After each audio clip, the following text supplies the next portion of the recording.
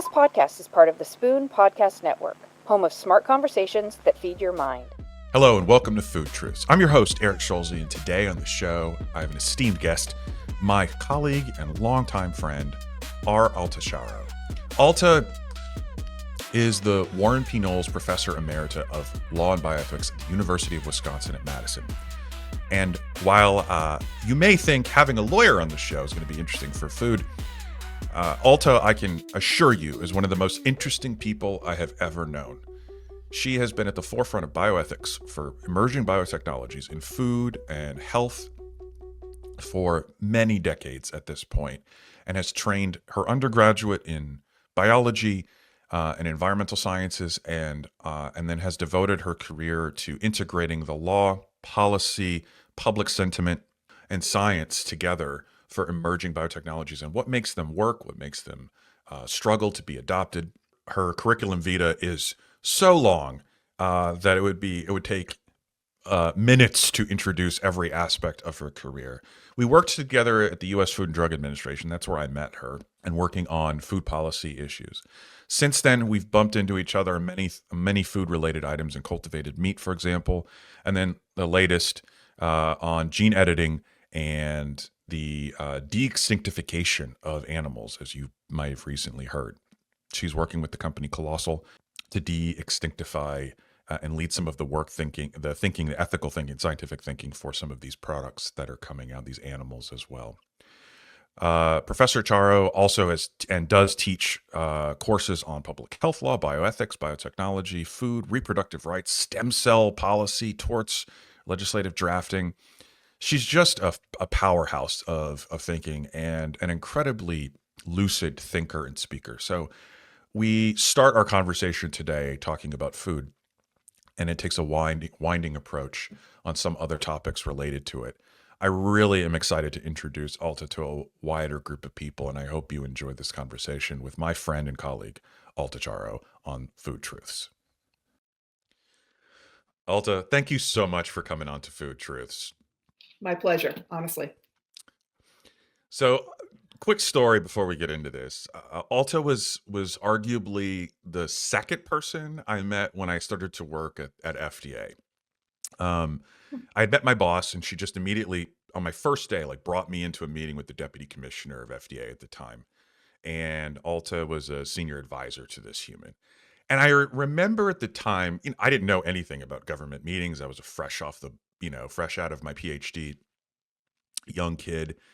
And I just was enthralled by the sort of command and depth of the room that Alta here has had, with so many smart and thoughtful people surrounding her.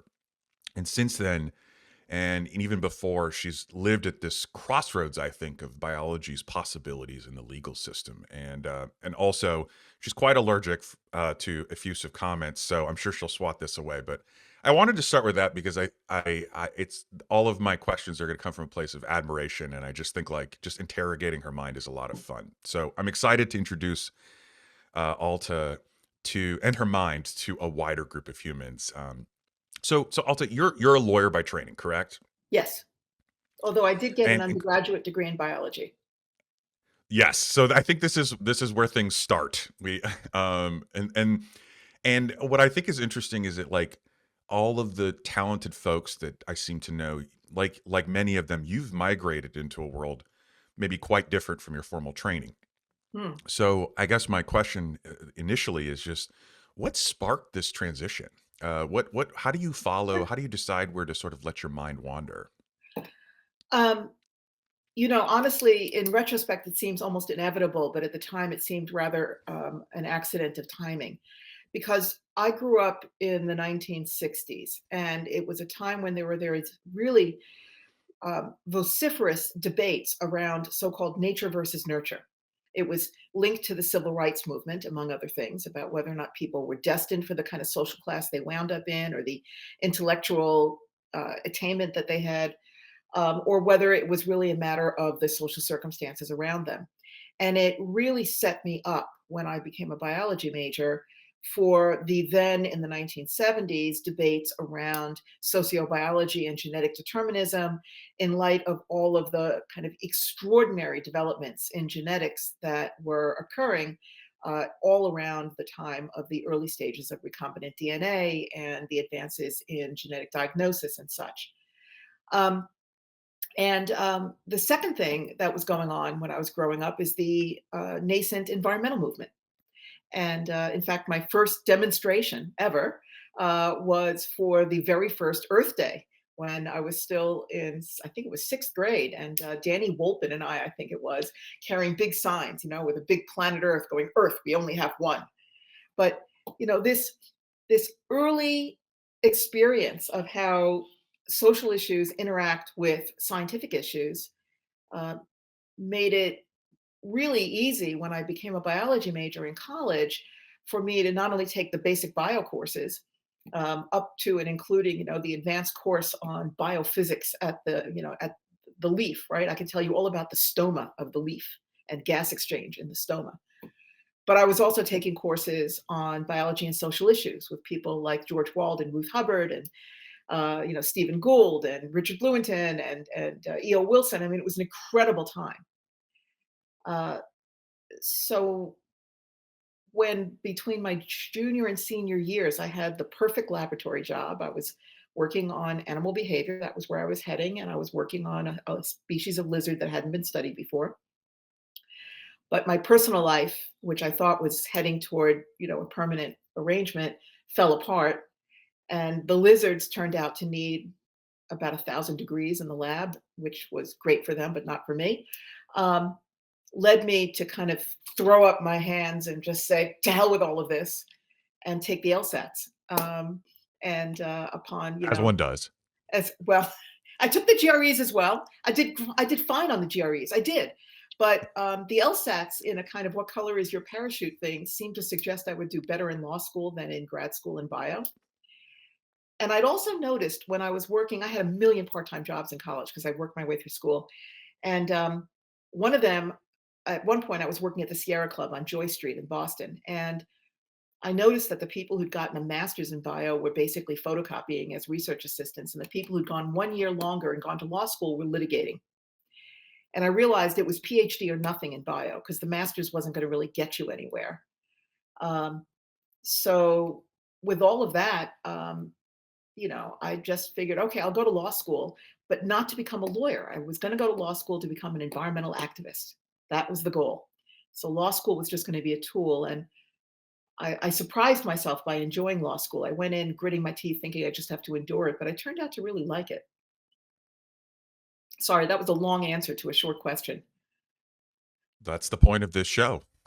So the I think it's fascinating. You say something important in there that I think also highlights part of, I think from my perspective and sort of looking at and knowing you is, you treated law school as a tool, not it was a means to an end potentially, or just something you could add to, it wasn't a career necessarily, but it was something that you could use to get Yeah. or do something you had. And I feel like that also seems to characterize also I think your career in part too. That and your thoughts, I think, also, which we're going to get to, on emerging biotechnologies. Like these are tools, and so you to me are again broadly one of these few folks I think that can truthfully speak authoritatively on very diverse things like vaccine development, meat production, and we're going to get to it, resurrecting extinct animal species. Right. Um, I would argue your influence on science and science policy is significant because you, in my mind, are pragmatically optimistic about how we will use these technologies. But also, you seem to be able to accurately sort of predict where society will or will not accept these technologies. Could you give us just an overview, maybe on an issue that you cut your teeth on that made you realize it's important to link science and the law and to do so very broadly, and so what's allowed you to see a little bit further if you could? Well, although I started out with environmental law as the goal, I got sidetracked for reasons we can go into or not as you wish, into the therapeutics area for quite a long time.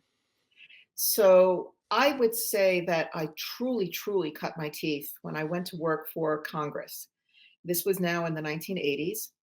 And I worked for an agency that no longer exists called the Congressional Office of Technology Assessment.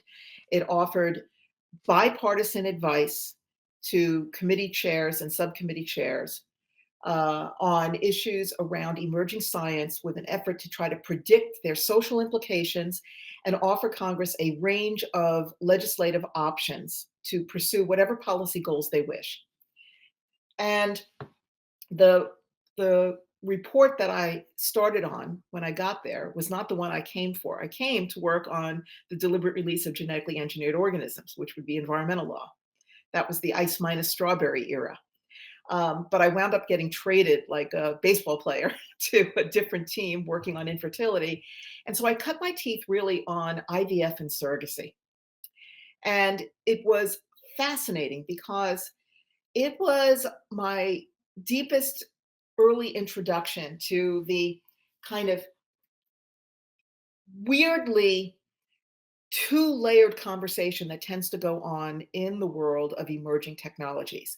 There's one conversation that is very nuanced, almost pure philosophy around the moral status of the embryo and about what constitutes a family, or whether infertility is truly a disease or a condition, and whether it's serious or not, or the importance we put on genetic connection.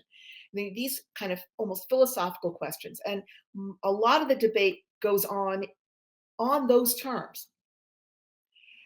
And yet, underneath, in a way that doesn't seem to be captured, but I think is actually driving how people talk about these other topics, are things that are much more fundamental. They're things about the view we have about the kind of appropriate and inevitable role of women when it comes to the creation of families, and their relative priority that they place on family formation versus working outside the home. And it can cut in multiple directions. I mean, for some people, the availability of reproductive technologies meant that women could more successfully participate in public life because they could control better the timing, a number of children that they were going to have. For other people, it was really about a pro-natalist agenda, and we're seeing that now in current politics. About promoting the ways in which people can have families, and at the same time, this kind of counterbalancing concern about women once again being treated essentially like cattle. I mean, historically, women were bought and sold and traded and treated as if they were just farm animals there for men to build their families. And they were there to provide a gestational carrier, essentially. Um, and so you had these competing narrative views about what these technologies meant. And you needed to really appreciate that that was actually going to influence how people approach these more elevated kind of debates around the moral status of the embryo, because truly they were really trying to find an acceptable way to discuss what was truly driving them, which was their view about the impact this had on the way we view women. For other people, it was a different underlying but deeper narrative about the relationship between humans and a deity, and the degree to which we're supposed to take control versus not take control of our lives. And in some religions, there's a whole theology built around the idea of kind of grace through the acceptance of whatever the deity dictates. And for other religions, humans are expected to take a much more active role in controlling their destinies. And so, depending upon which tradition you come from, you'd approach these technologies in a different way. And to me, it was really instructive to see both the kind of surface level debate and the underlying currents, and to try and listen hard when you were meeting with members of Congress or meeting with advocacy groups, to listen hard to how they spoke in order to see if there was some way you could connect to the underlying current, as opposed to constantly debating these, deck chairs on the Titanic issues. I don't know if that makes any sense to you, but I feel like that's been a recurrent theme in how science policy plays out in the United States, and frankly in other countries too. So how would you weight you said these two layers of discussion that sort of happen. Is there a preferred weighting, like 80%? Is it 50-50 for these discussions that need to happen where they're successful or like when they're not successful? And then related, I'd love to hear, just the general question, the answer to your thoughts on, are humans, do you believe humans are good at predicting sort of societal wins and loses based on technology? I'm curious what to your thoughts on both of those questions. Uh, I'm going to take the second one first. Um, I think that every technology is going to generate wins and losses, and it's going to generate them in an uneven distributive pattern according to people's income levels, education levels, needs, geographic locations, you name it.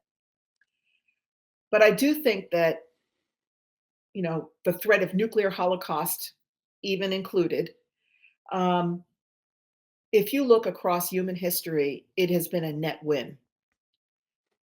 We live in an intensely imperfect world, and one that's unfortunately becoming even more imperfect as we speak. But average life expectancy has increased over the course of human history quite dramatically. Childhood mortality, infant mortality, maternal mortality has also decreased dramatically over the course of human history.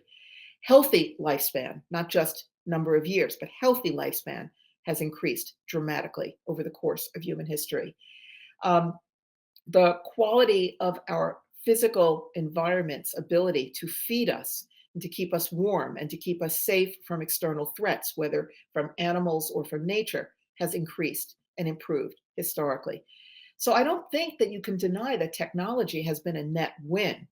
I think the challenge, and it's an ongoing challenge, it's never going to go away, is to try and optimize the ratio of wins to losses, as well as to more equitably, if I'm allowed to use that word these days, more equitably distribute those wins and losses so that they are shared as best as we can share them to as many people as possible. That to me is the challenge. It's why I tend to favor regulation over prohibitions, because I see regulation as a tool for doing exactly that, trying to shepherd technologies toward their best version.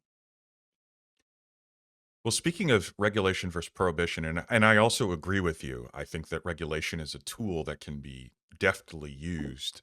Um, I think it was funny because when I first joined the cultivated meat industry, and I would tell people I'm a pro-regulation startup innovator and executive, they thought that was like a oxymoron. Um, we were coming out of a time of the Travis Kalanick, the disrupt at all costs, shoot first, ask questions later era, and I was like, that sure as hell isn't going to fly when you're making food. Um, Food is, to your point, like we live today in the safest time, like over the course of our planet's Mhm. history. Today is the safest food you've ever had, and you are the healthiest you've ever been, relatively speaking. In terms of statistical probabilities. And I was like, people want to keep that, and they're not going to play, roll the dice with their food. So you also you also played a role in cultivated meat research, and and I worked together early on. I noticed some of the key pushback and disagreements, and now, as we know, there are bans in Florida in effect Yeah. that are in court being challenged. Um, and you've been largely right about the pushback that was going to happen back then, 10 years ago. So, what do you think helps you able to see this, these bioethical, these political, these consumer challenges? Like, what gave you that insight early on? Was it some of the work you did at FDA on the Aqua Advantage salmon? Um, like, where do you see, that most people ignore the pushback that's likely to occur in these bans and prohibitions that seem to be popping up everywhere? I think there's two things that kind of run through a lot of topical areas, and I think the area of cultured foods hits on both of them simultaneously. One is that we have, at least in recent US history, a phenomenon in which nature is perceived as somehow better, safer, purer, more morally superior. It's why organic foods are viewed as somehow being intrinsically healthier and safer and better. And it's almost like virtue signaling to order organic this and that. And we've got I think the kind of response, the kind of pendulum swing away from the post-World War II celebration of everything synthetic. I mean, remember from the movie The Graduate, plastics, my boy, plastics, right? It was a rejection of that, right? And the kind of the 1960s hippie era was kind of the celebration of the granola nature thing. And it's interesting because in previous eras, nature was seen as the threat, right? Nature was the source of disease. Nature was the source of catastrophic weather. Nature was the source of wild animals. But suddenly we had this kind of pendulum swing away. And I think we're still dealing with that in how it set up this instinct that is widely shared in parts of our society, that if something is quote unquote unnatural, and we have to really understand how people are defining nature and unnatural, that somehow it is intrinsically less reliable, less safe, um, uh, has less status, right? It's lower status. And also, because it is somehow not natural, it's associated with capitalism and companies making money, which is then associated in turn with a suspicion or a cynicism about the motivations of the company or the degree to which they're trying to take advantage of you. So you get this kind of constellation of things having to do with natural versus unnatural. Cultured meats, along with IVF, along with a whole variety of genetic technologies, suffer from this kind of natural, unnatural thing going on. And it also tends to have an overlay of theology, too, to the extent that for some people, natural equals deity dictated or driven, and unnatural means people, quote unquote, playing God. Notice that that's a theology in which we're not supposed to take control. So it's wrong for us to, quote unquote, play God. The second kind of thematic thing that underlies this is that there are some topical areas where people feel like they are their own experts and others where they're not. You'll notice that we are doing this over a technological platform, and I'm sitting here at my desk with my iPad near me. Sorry, that was an Apple ad. And I've got some kind of gizmo here somebody sent me to get me a drive so I could get a document from them. And none of us seem to be freaked out by that. We all seem to be very accepting of a lot of these technologies.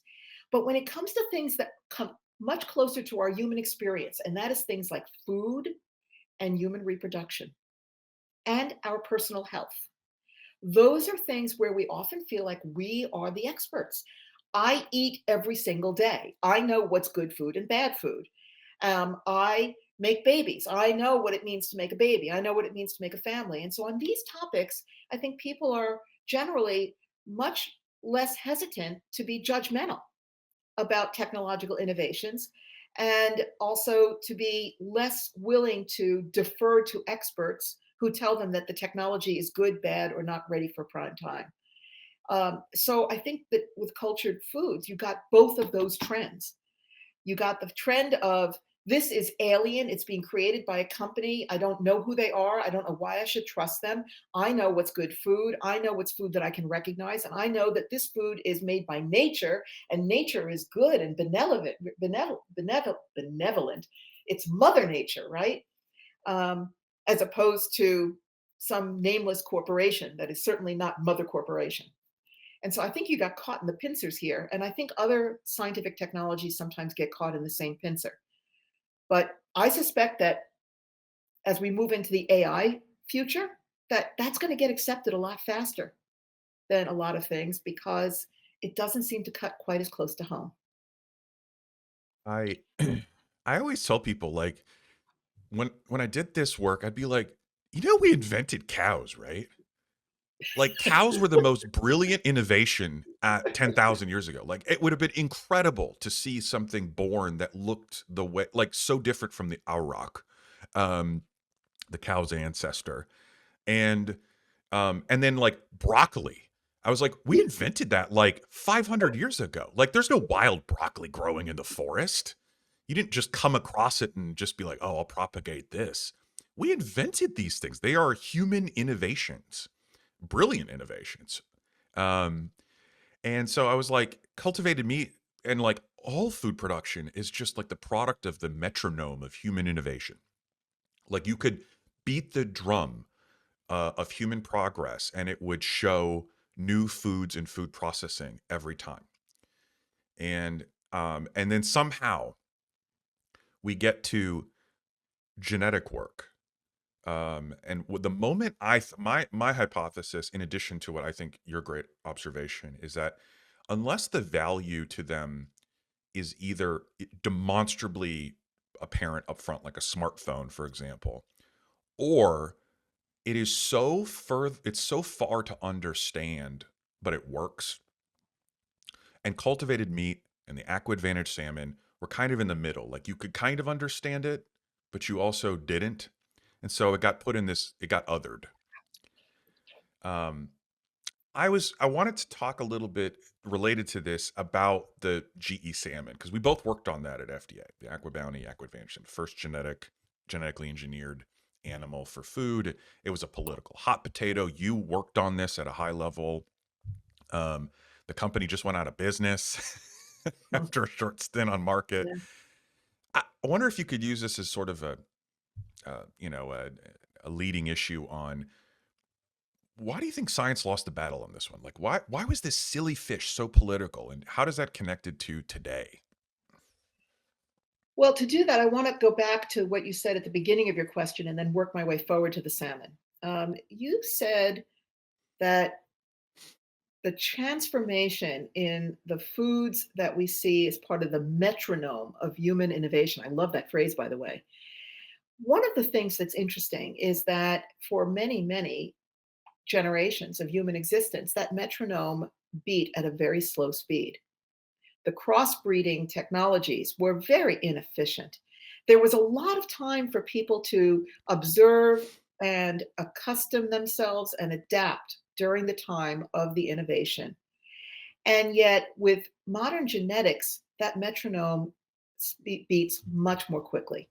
I once failed to finish writing an article that I had titled The Ethics of Efficiency, because things that we tolerate when they're inefficient suddenly can become quite socially disruptive and scary when they're efficient. To use a completely different example, think Mm, about the way in which, in the pre birth control pill era, there were ways to try to avoid pregnancy, but they were very inefficient. And so people were still highly incentivized to avoid sexual relations that might risk pregnancy outside of some situation where it could be managed, whether it's marriage or something else. But as soon as you had the birth control pill, suddenly we have the sexual revolution. And that transforms the debate around everything from premarital sex to living together before marriage, to the role of women, frankly, and the role of sexual pleasure as a human entitlement as opposed to something that's a byproduct of reproduction. So I think that as things get more efficient, they have the capacity to change what is a um, relatively low level debate with a lot of tolerance for the oddball actions here and there into something that suddenly becomes urgently the subject of public policy making.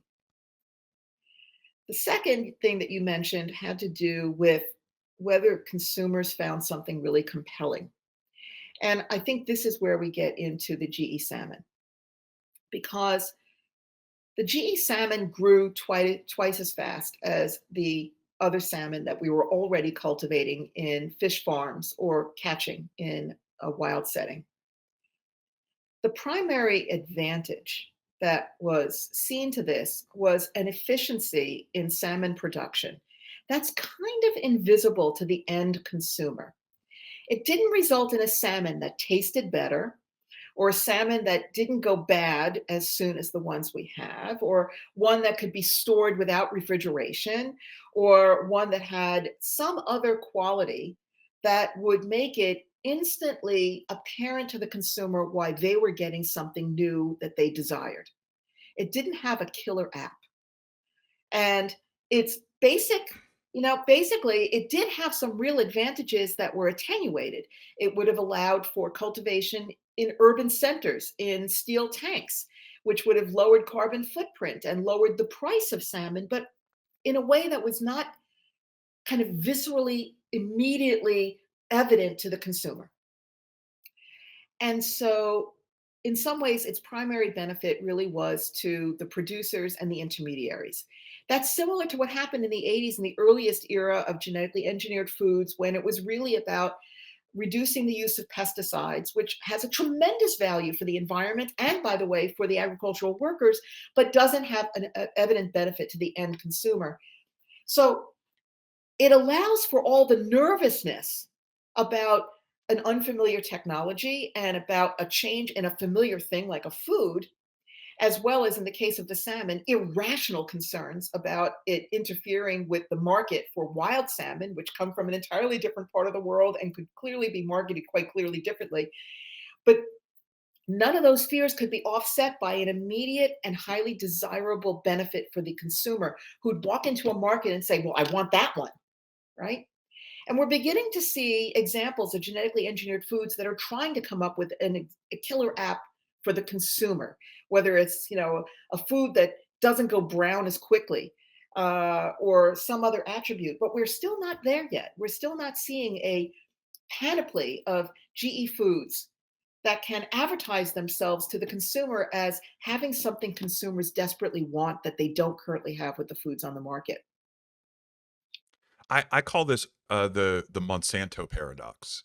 Mm, Um, this this idea that like if it requires if it is explicitly a production benefit rather or processing benefit rather than an explicit value proposition to a consumer where it's patently obvious in terms of genetic engineering or selective breeding or whatever, then you are facing a massive uphill battle of public acceptance. Like just what you yeah. said. But That the interesting thing, the perplexing thing to me is that the trade associations in that industrial area have not learned the lesson from what happened with Monsanto in the 80s and said, you know what? We need to push back against this zeitgeist of natural is superior, natural is safer, natural is better. We need to make it so that people see modernly bioengineered as a symbol of quality and superiority and desirability. And that is what trade associations do. They create a zeitgeist and they create markets. But they never did here. They never kind of came together and said, how are we going to change the kind of sotto voce narrative here about what is the better versus worse product in order to create a market that benefits all of our trade association members? And I just can't fathom why they didn't figure that out. I will say I'll offer because I agree with you that when I was starting the trade association for the cultivated meat industry, that we were very wary of making the claim that we were like a higher quality meat than conventional meats. Not because we didn't believe that we could do that or that we were, but that we were starting a war that we would be squashed in resources. Um, and that, because that felt like the line, even if it were true. Um, and so we found ourselves at a crossroads of like, well, let's maybe not say that explicitly. We'll imply it. And I agree, it didn't work in our favor. I think you're right that you have to sort of just explicitly call out the high qualityness of these processes. You Um, know, there were some openings there that maybe could have been exploited. The fact that you could now produce foods in a way that didn't require the use of antibiotics was an opening. The fact that you could produce foods in a way that did not involve cruelty to animals was an opening. I think that there had been an opening that was not exploited in the earliest days of the cultured foods efforts. Um, an opening to exploit the fact that it doesn't require the use of antibiotics, which is rife in the current agricultural system, that one could produce foods without cruelty to animals. Um, that you could produce foods without the same level of environmental burden.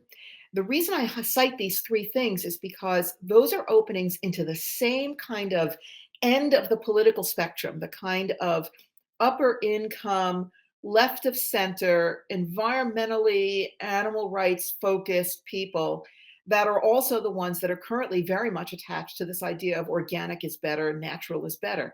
So this is a way maybe not to overcome that, but to begin to fracture it, to get people recognizing that they have conflicting impulses now.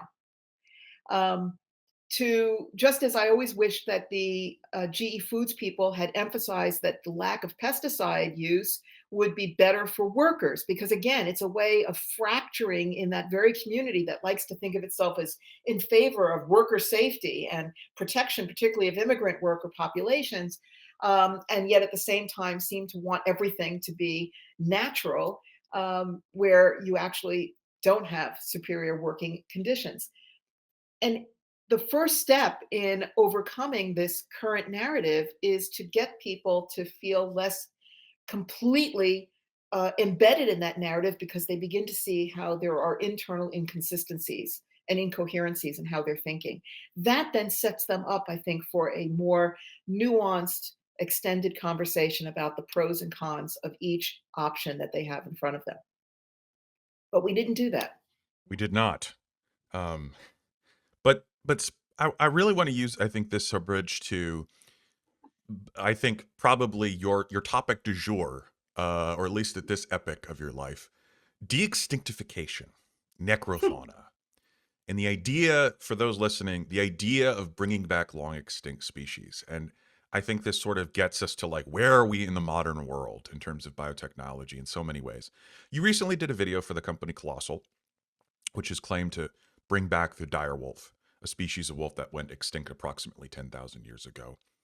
Um, there are several ways we could definitely go in this conversation. So first, though, let's do the most obvious one, because I think most people listening will probably want to go, is why? What's the value in doing this? And I mean, I can see value in furthering our fundamental knowledge of biology and genetics. That always opens doors to new science and medicine. But ethical values, societal values, production, like what? Why? Let's start there. Okay. Well, and before we even do that, I have to then reveal that I'm being paid by the company. Okay, so Fair. I'm a paid consultant to the company. That does not bind me to being rah-rah for the company. I'm an independent consultant, but nonetheless, people should know that. So the question why is exactly the question I asked, particularly with the direwolf. But let's go back to the first animal Sure. that they had announced, which was the woolly mammoth. There's no question that some of this is just being driven by, gee whiz, this is the coolest thing ever, with the absolute knowledge that nobody gets to put an animal into the environment without a tremendous amount of governmental oversight to make sure that you're not doing something that is ecologically disruptive, right? But there's a sort of a cool factor. I got involved in the company originally not because I thought it was so cool, although I did. I kind of a science booster, rah rah, but because the technology that they are developing in being able to better identify the precise connection between certain genetic combinations and certain phenotypic presentations, and the ability to manipulate the genes, and the ability to do multiplex gene editing, right? These are technologies that have incredible value, not just for trying to bring back an earlier version of a species, but also for salvaging the species that we have today that are on the verge of extinction because of climate change or human activity that is hunting them to extinction or whatever. There are ways in which we can try to anticipate the change in the salinity of the water, or in the level of heat stress or cold stress, or the change in flora that will be available in the diets that the animals need, in order to then introduce genetic changes that will let them survive. Because we're already seeing habitats shrinking, we're already seeing migration patterns changing, and this change is very fast. And it may be that the climatic changes are going to move more quickly than animal populations can possibly adapt. So I got involved because I thought this is a great opportunity to do research that will help the conservation effort. But how do you get investors excited? How do you get the money? How do you get the company formed? There's a lot of examples of things in which the money goes to the flashy stuff, but the technology that's created along the way has much wider and broader uses. Whether it's going to the moon also winds up helping us develop the GPS systems, or it's bringing back a woolly mammoth or a dire wolf helps us to salvage existing red wolf populations. So that's the biggest answer to the why, that this is really fundamentally a conservation company with some very high profile marquee projects. The dire wolf in particular, you know, there were reasons why the dire wolf wound up being the first animal that they successfully brought back in a version that I call a dire wolf. You may or may not. We'll Um, talk about that. and we should talk about why the dire wolf was the first one out of the box, so to speak. Um, but there are other animals that are going to be coming forward, and I think that along the way, what we're already seeing is that they've spun out some incredible technologies, and they've also spun out a whole separate company that is about nothing but improving laboratory procedures that do these things. So we're beginning to see the spin-off benefits already. Um, yeah, so I have a soft spot in my heart for this kind of work. I think that you don't. I would argue in science, you don't know. Humans are actually pretty bad at predicting what's going to be of value and when. Like you often, because it's a system of knowledge, and you often need parts connected that aren't connected yet. Maybe disparate areas of science that haven't been developed to find the value in something years later. And I feel like and full disclosure, I also hired a de-extinctification expert when I was in the cultivated meat industry for this reason. Like it fundamentally is a skill set's very valuable, which is how do you do something how do you create something from literally nothing? Like how do you produce something from very small parts that you have to put together manually? Genetic first principles, basically. Um, And I think what is interesting in here too is that we're calling it the dire wolf and the species itself. And you and I have talked about this. Um, I've argued somewhat, and also have heard your argument. I think it's very persuasive that I claimed initially, like, how can this be a dire wolf? It's not 100%. And of course, there's an arbitrary limit of like what makes a species. So this gets to what makes a Right. species. And is this a dire wolf? Is this, and you claimed that and I think successfully that maybe we should question what a species is, and maybe I'll turn it over to you to sort of unpack why this is a dire wolf. Well, first, let me emphasize here that my biology degree is now old enough that the dinosaurs were roaming the earth. And so I am not the scientist at the company. And our chief science officer at the company, Beth Shapiro, would do a much better job answering your question. But let's keep in mind that most mammals share most of their genetics.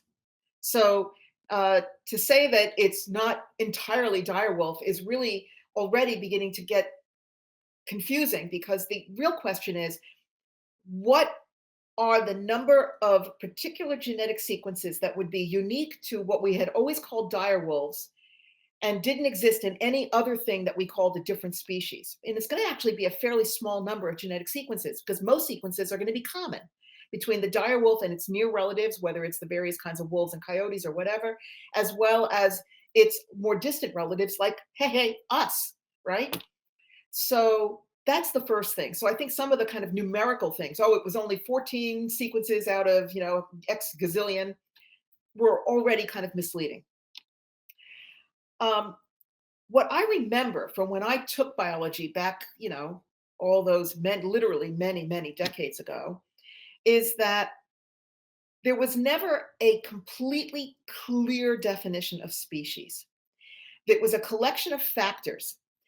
One of the factors that was considered particularly important had to do with the ability to be fertile with one another.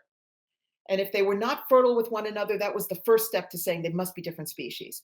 But there are animals that are not fertile with one another, not because they are biologically incompatible, but because they are temporally incompatible. This one lives during the day, that one lives at night, they never meet. There's also where do they exist, which goes really to where do they exist in the ecosystem, right? What animals are they and flora are they near, and how do they interact with those? What do they eat? What do they excrete?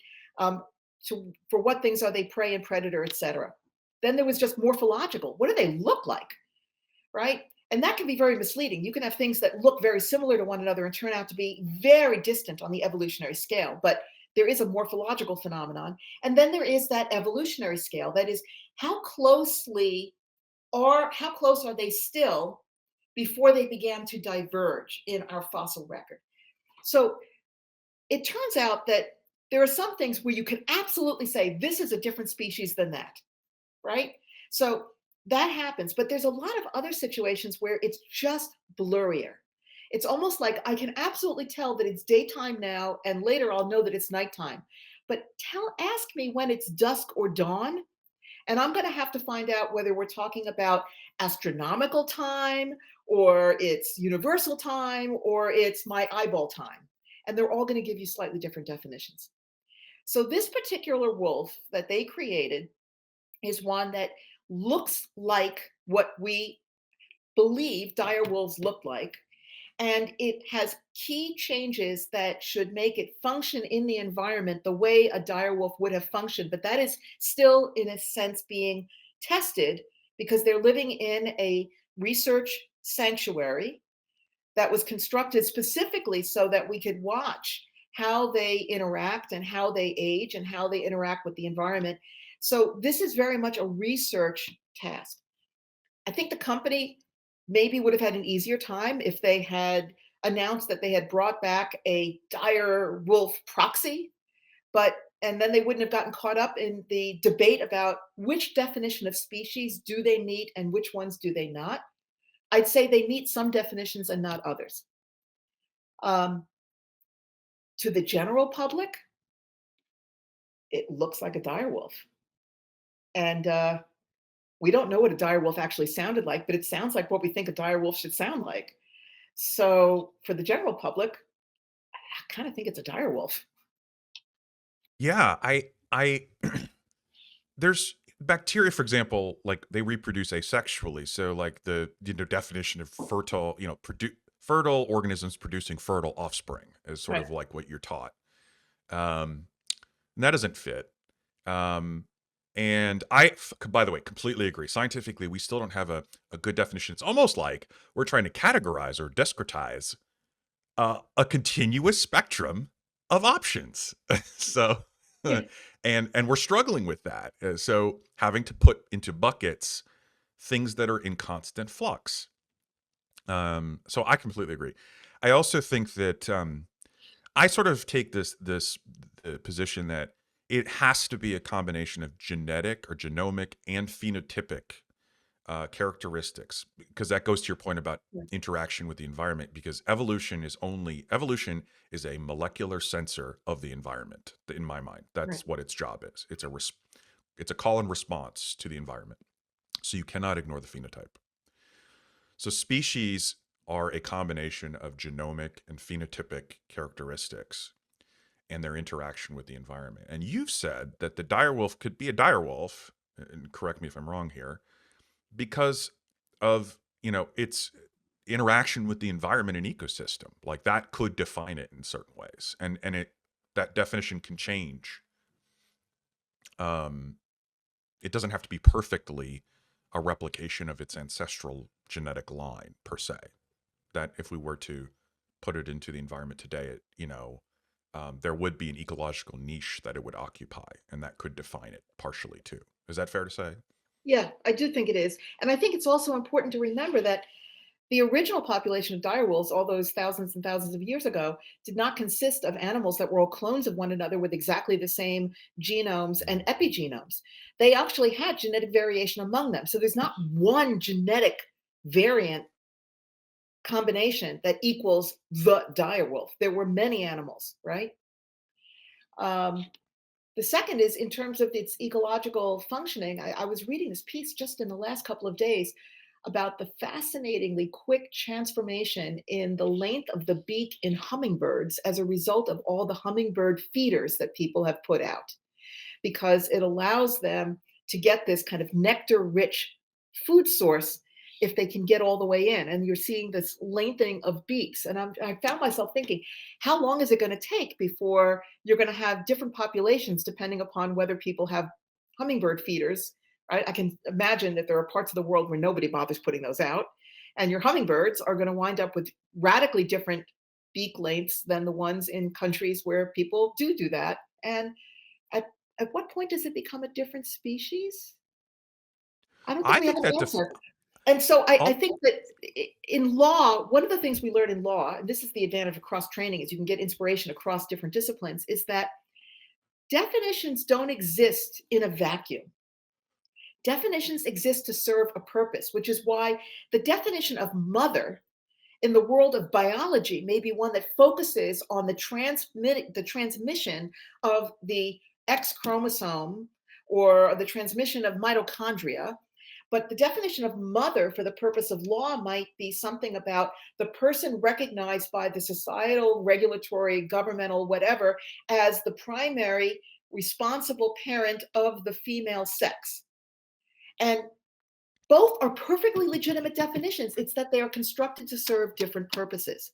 And I think in the area of species and speciation, it may be that there's a molecular definition that makes sense for some purposes, and for another one for evolutionary, kind of evolutionary history and understanding the evolution of our planet, and another one for how things function in today's environment. And all those definitions are valid if they're being used for the purpose for which they were created. And that is how we accept the fact that we're not going to agree until we understand that we don't need to agree. I agree, and this is why I typically say like we should just go with conventions rather than definitions, because conventions are just agreed upon for this particular purpose. Yeah. But ultimately, we're trying to put into a bucket a thing that's constantly changing or has a fluid, is contextual. Yeah. They are necessary to assign patterns and categories, but there's nothing inherent to the organism that would define it. I think there's no silver bullet, if you will, that defines a species. When I was working on cultivated meat products, I remember we'd struggle to even find the language to describe when I was working Yeah. with my food team, going, what's the where's the chickeniest part? Like what defines the chickeny? I called the speciesist part of this animal, this meat. We didn't know. Like there was no language to even sort of define that because no one had to think about that. Well, I Um, remember even the conversation about whether you could even call it meat, since federal definitions at the time, maybe they still are, I haven't looked, defined meat as the flesh from the carcass of an animal. So first of all, it presumed that you took it from a live animal that was now dead and that you had somehow carved it off, none of which applied. And yet, from a molecular point of view and a cellular point of view, what you were producing was identical to what you would get from the flesh from the carcass of an animal. So the question arose, can you call it meat? And I thought that, of course, you can call it meat from a molecular and cellular point of view, and it'd be absolutely accurate. The really question was, from the point of view of consumers who are purchasing the product, what do they need to know and how should they understand what they're seeing? What is the information that they are receiving and interpreting? That's what the point of the name would be at the legal level, which is different from the scientific level. Absolutely. Um, and it's still ongoing. I think, when we don't eat living, I always tell people we don't eat living muscle, we eat dead tissue. That's meat. So like part of this was this has to die before people eat it, just like an animal. So that was important for the definition. Although again, when you confront people with that reality, like you say that to them, they're just like mortified, understandably, because they have to confront the idea that like something has to die for them to eat it. Unless they're in a Um, fraternity house swallowing live goldfish. But, oh Jesus, absent yeah. that, yes. So so where are we going? Like where again, you're looking out, you've built a career interdisciplinarily, um, and you're looking out on the food production, biotechnology and general spectrum. What are you seeing? Where are we going? what should people be looking out for, concerned with? Take this how you will, but I'm curious. Our listeners are really curious about like some prognostication from someone like yourself. Well, the funny thing is, I actually am surprised and a little bit perturbed that there's still more general public dis-ease around biotechnology, which is actually understandable, predictable, testable, than there is around AI. Because there are aspects of AI in which these models become so complex and so self-propagating that even the people who have developed them cannot understand the actual working within the model. It's as if they just set it off running and then they just stand back to see what happens. That lack of ability to understand the processes is also a lack of control over the processes. And it is why we are struggling, the companies that are developing it, as well as the politicians who are thinking about it, to figure out what are the guardrails we need and how do we construct them without actually strangling the technology at the same time. So I find AI far more worrisome in that sense because I like the idea of having control over technologies. I like the idea of thinking of technologies as tools that are there for us to achieve a purpose. But for that to happen, we need to not only know what our purposes are, but how to control the technology. And so I feel like there's a kind of inverse relationship between um, the the not the threat, but the problematic aspects of technology and the degree of public concern around them. And that to me is kind of perverse, but it is the world we're living in. I think that we'll continue to see transformative technology and biotechnologies for food, biomedical, and I know I personally feel much better knowing that someone like yourself is taking a hard look at them as well before they go out the door and what they're going to work on. So I just wanted to thank you again for one, the work that you've done in your career, Alta. It's been a huge inspiration to me. And it's been an absolute pleasure to have you on Food Truth. So thank you again for being here. Oh, you're incredibly kind, and the pleasure is absolutely mutual. And I miss working with you at the FDA, and hope that we'll have some opportunity again in the future. Yes, I suspect strongly you're going to be back on the show. I think this show is going to be extremely popular. You can find more information about Alta in the show notes below. If you have any questions or topics you'd like addressed here, if you want to hear more from Alta, because believe it or not, there's so much more to uncover, feel free to reach out directly. I'm your host, Eric Schulze. See you again on the next time on Food Truths on the Spoon Podcast Network.